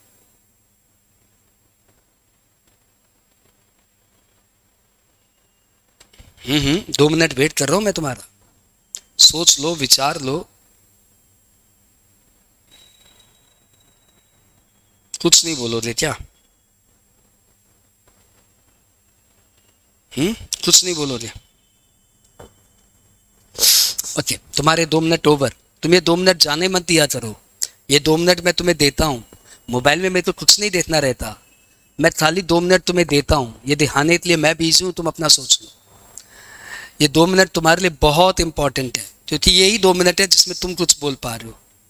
और ध्यान रखना, दोनों तरफ से जब नॉलेज भिड़ेगा ना, तब एक पढ़ाई बनेगी। यदि मैं ही देता गया, मैं ही देता गया, मैं ही देता गया, तो इसको बोलेंगे प्रवचन। जो बाबा जी का आप टीवी में सुनते हो ना, दैट इज कॉल्ड प्रवचन। Why a student prefer a live class? Why not recorded class? What is the difference between recorded and live class? Recorded class goes like a pravachan. You don't have any authority to interfere in chat and say your views. But when it is a live class, तब आप भी अपना views put on कर सकते हो। तो ये 2 minute आपको उसी लिए दिए जा रहे हैं to make the class live rather than making it as recorded one.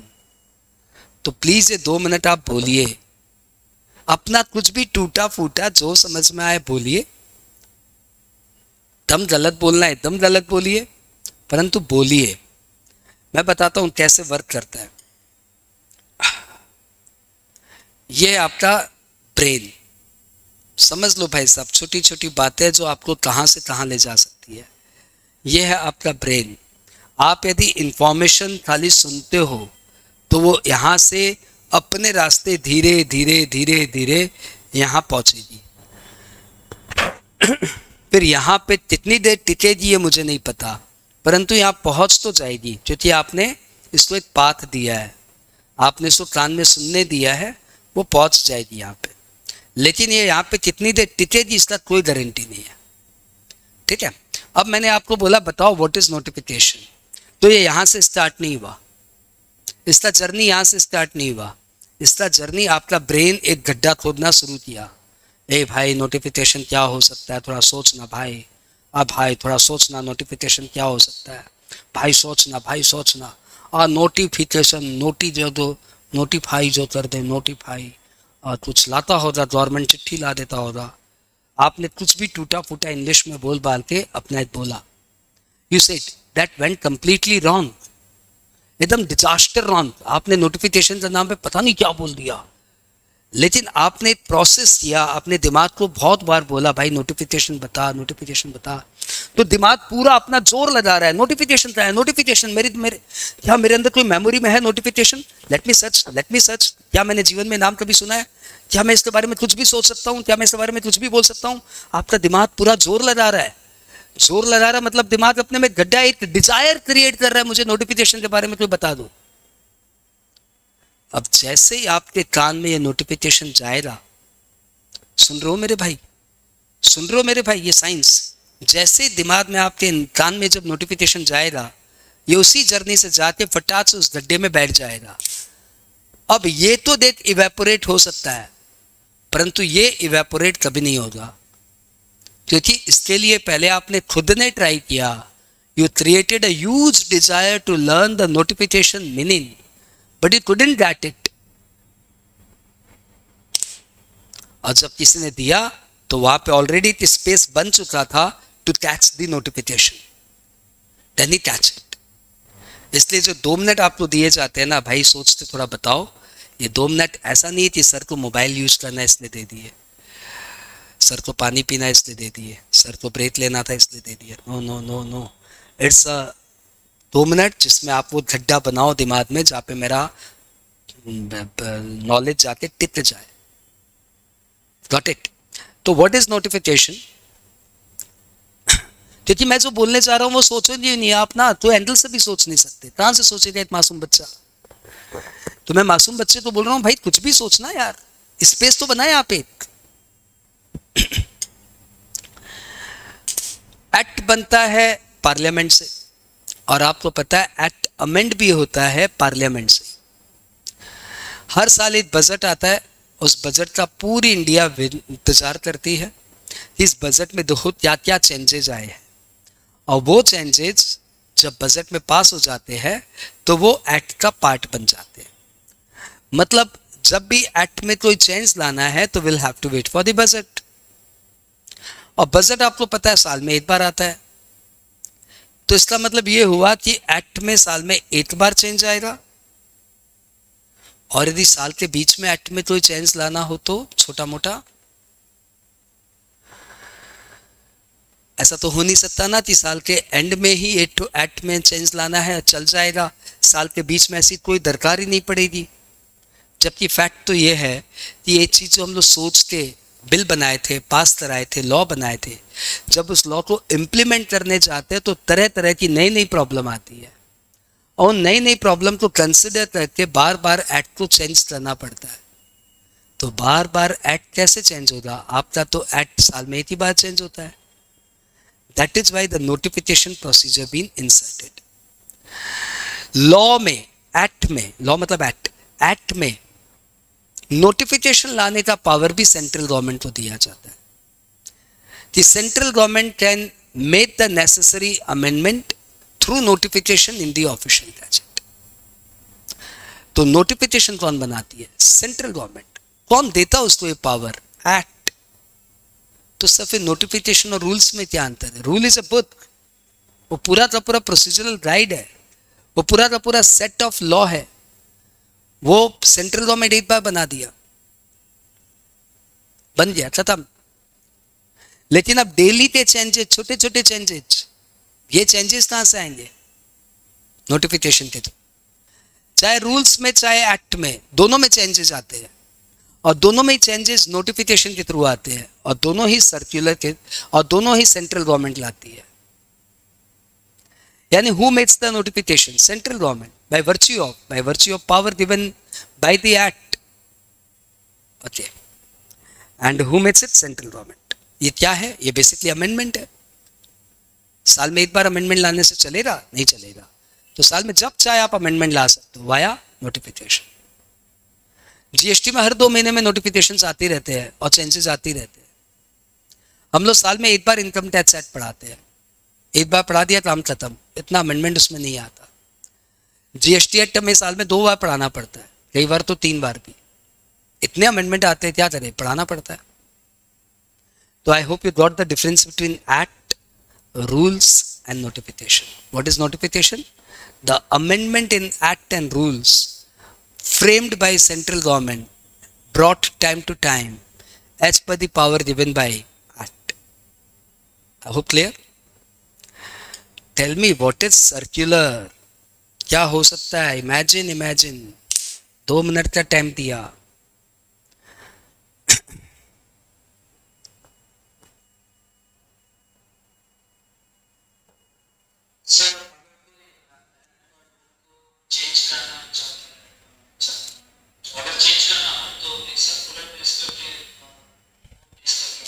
वो तो नोटिफिकेशन हुआ ना। एक्ट और रूल में कोई चेंज लाना है तो दैट इज नोटिफिकेशन। सर्कुलर क्या हो गया?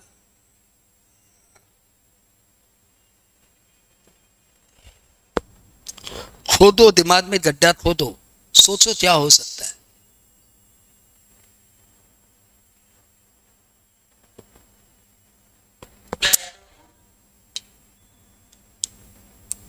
शिवम वापस से बोलो।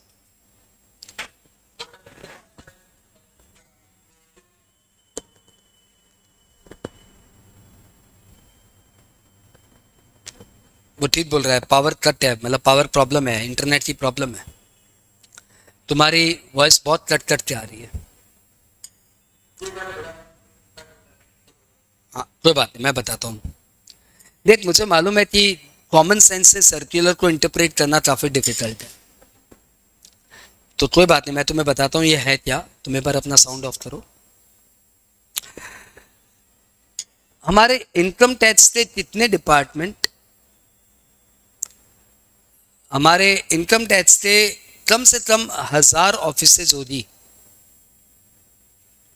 यदि ये 8000 ऑफिस बोल दूं तब भी कोई बुरी बात नहीं है। इनकम टैक्स से कितने एम्प्लॉइज, कितने आईटीओ मतलब इनकम टैक्स ऑफिसर, बहुत लाखों में आईटीओ ऑफिसर है।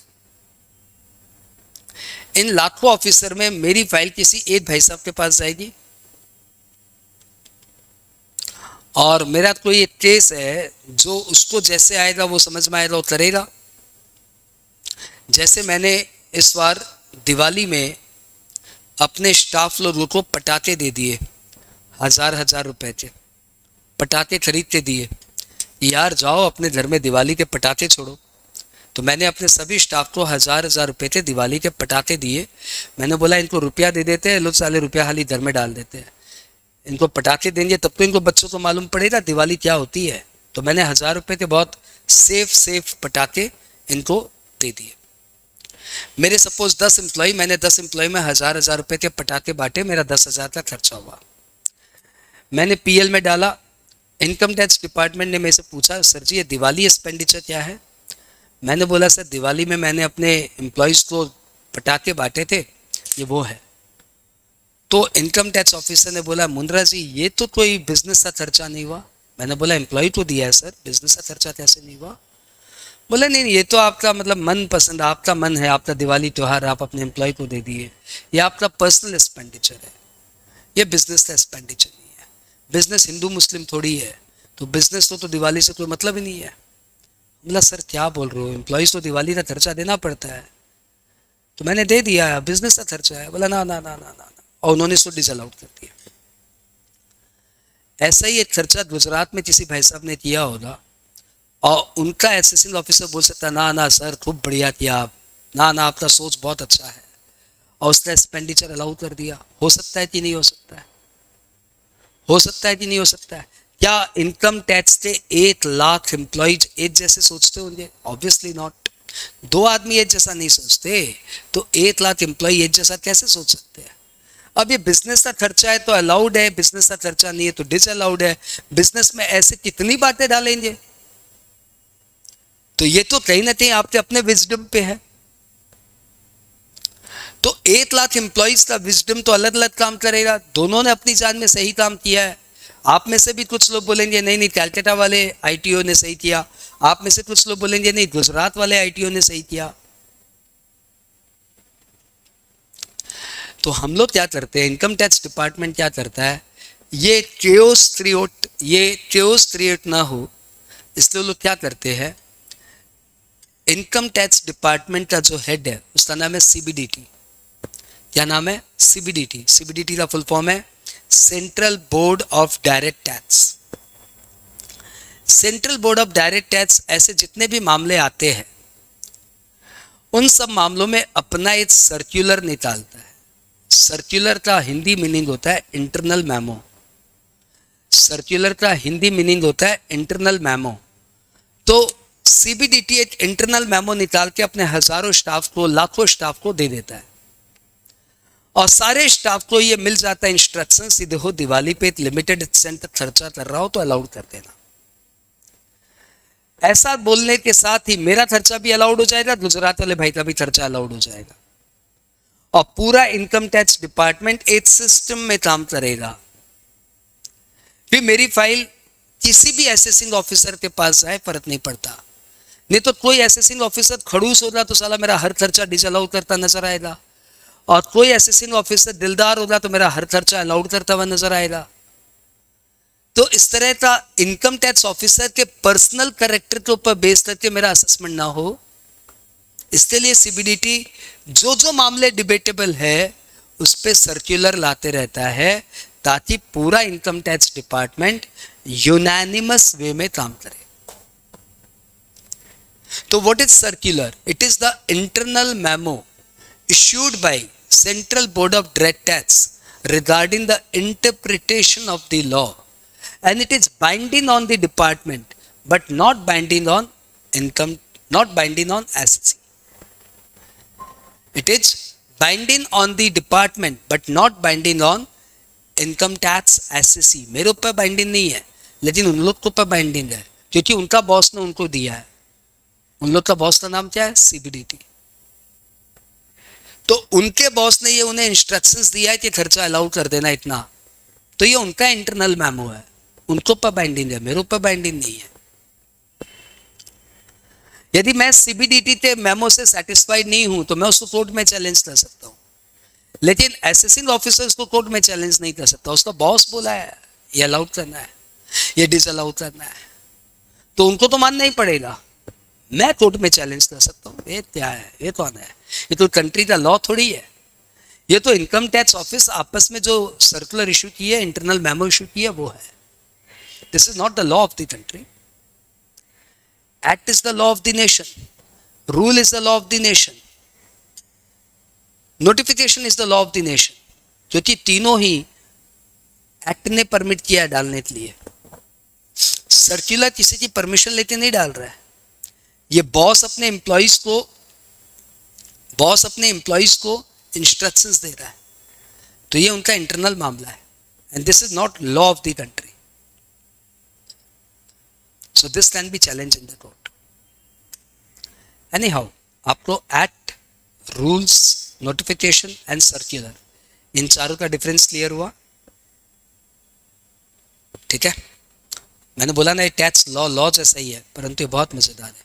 शिवम आ रही हो होके बहुत मूव कर रहे हो, कॉन्सेप्ट टूट जाएगा भाई।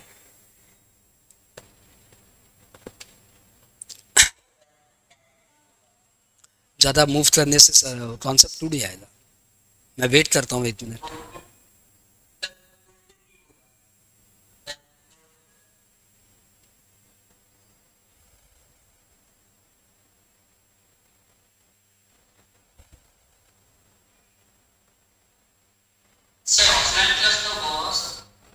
Why do you want offline? You want to come here? Why? Where do you reside? कहाँ रहते हो?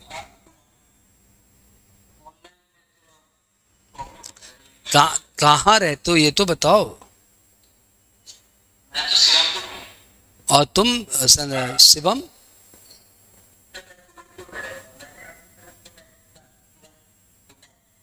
तो तुम यहां थोड़ी आओगे क्लास लेने। क्या बोल रहे हो Shivam?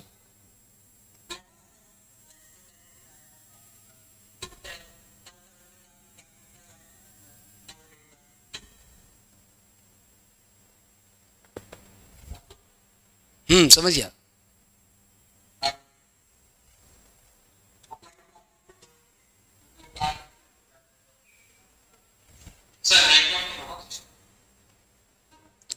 I'm getting, today I'm facing that.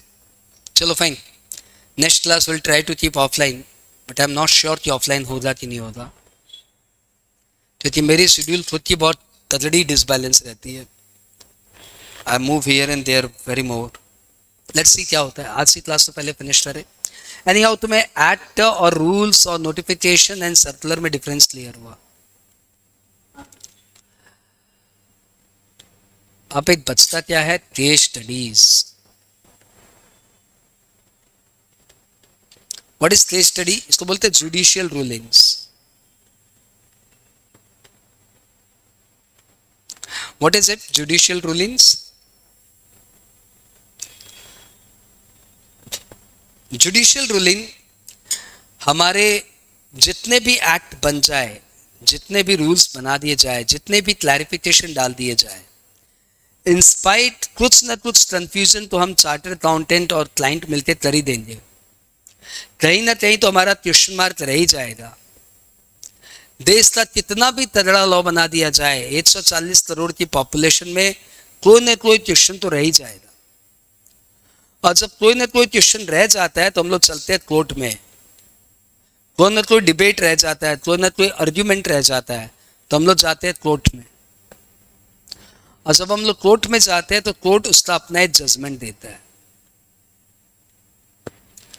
अब 140 करोड़ की पॉपुलेशन में वही जजमेंट बार बार देना पड़ेगा तो कोर्ट पागल हो जाएगा।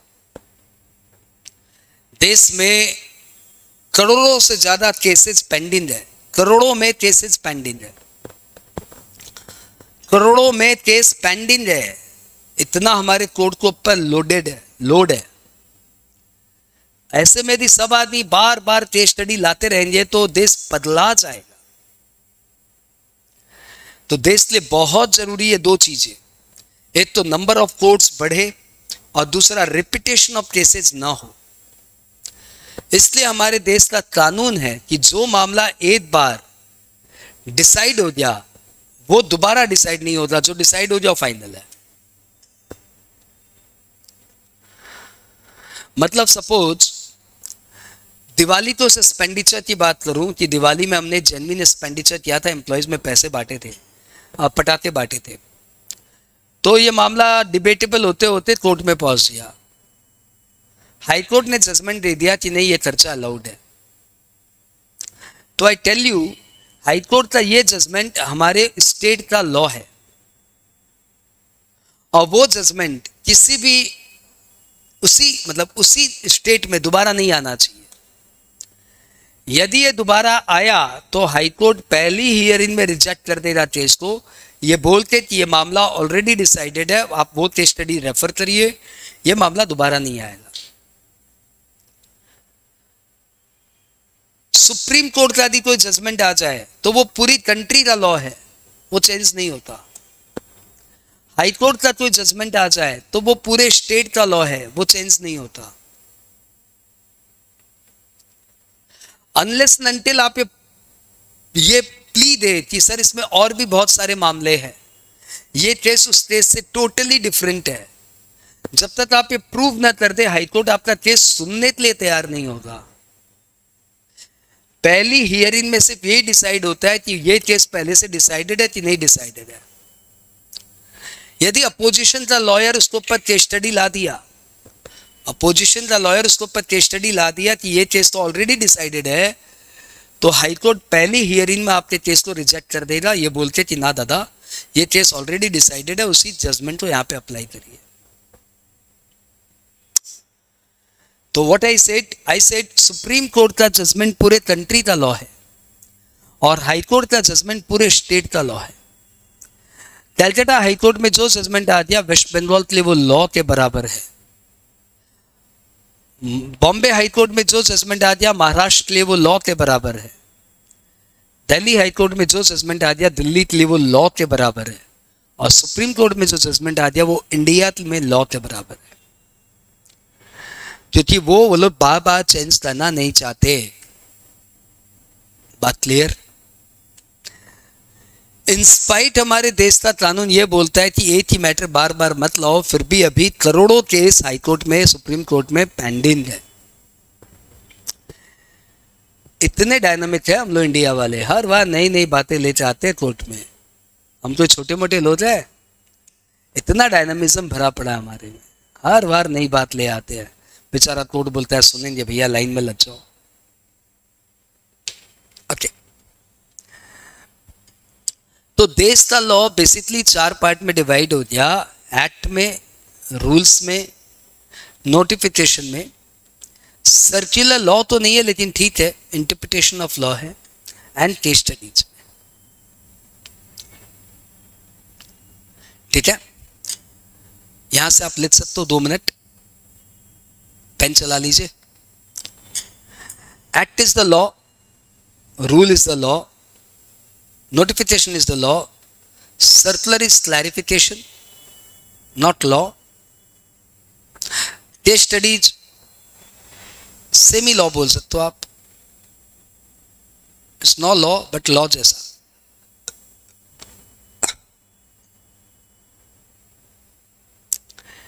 Parliament allows to make act,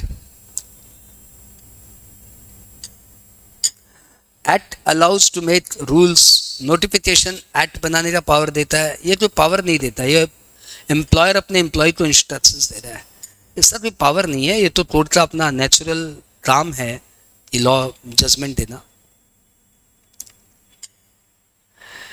this can not supersede,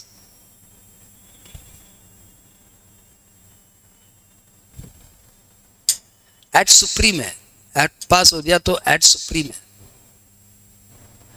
rules can not supersede, supersede मतलब ऊपर नहीं जा सकता, can not supersede act, rule can not supersede act, notification is amendment in the law, तो ये तो थोड़ी नई बात चली रही। अमेंडमेंट इन लॉ, सर्कुलर तो कोई सुपरसीड करने का पावर नहीं है, ये तो जस्ट इंटरप्रिटेशन है, इंटरप्रिटेशन ऑफ एक्ट और rules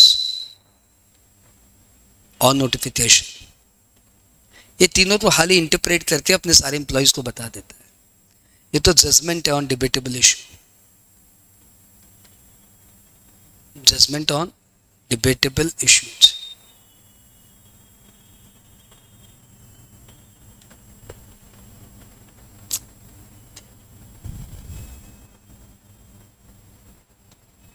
this is having binding effect, आप इसको तोड़ नहीं सकते।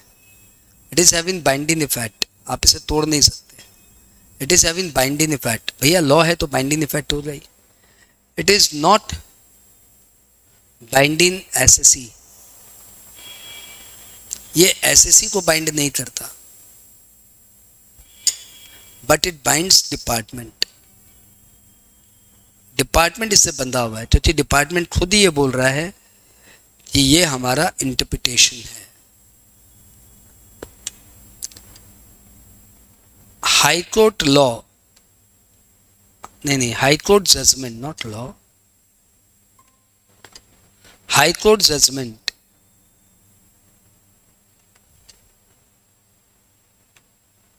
Is binding on state.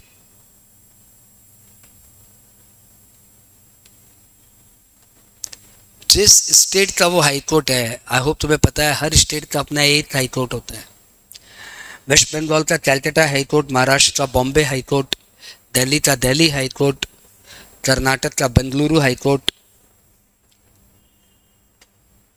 Her state का अपना एक हाई कोर्ट है। तो जिस हाई कोर्ट का जो जजमेंट है वो उस स्टेट के लिए बाइंडिंग है। Supreme court judgement is law of the country.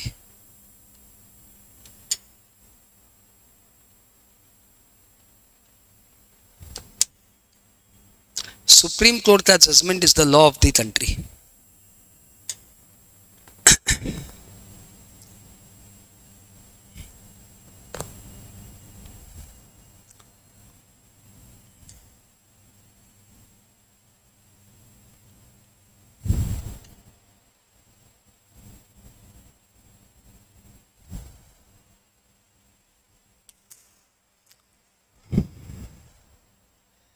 इन सारी बातों में एकेडमिक बात को इंपॉर्टेंट है, तो ये बात एकेडमिकली इंपॉर्टेंट है, हो सकता है एग्जाम में कभी पूछ ले। बाकी बातें आज तक तो एग्जाम में नहीं पूछी है, फिर भी एक्ट और रूल्स में डिफरेंस एग्जाम में पूछ सकता है। तो बस मुझे ये येलो वाला लगता है कि एकेडमिकली वाइटल है, बाकी तो सिर्फ नॉलेज है, और मुझे लगता है कि नॉलेज के बिना काम नहीं होता, इसलिए मैंने सबसे पहले ये बताया। तो आज की क्लास हम लोग यहीं पे ओवर करेंगे।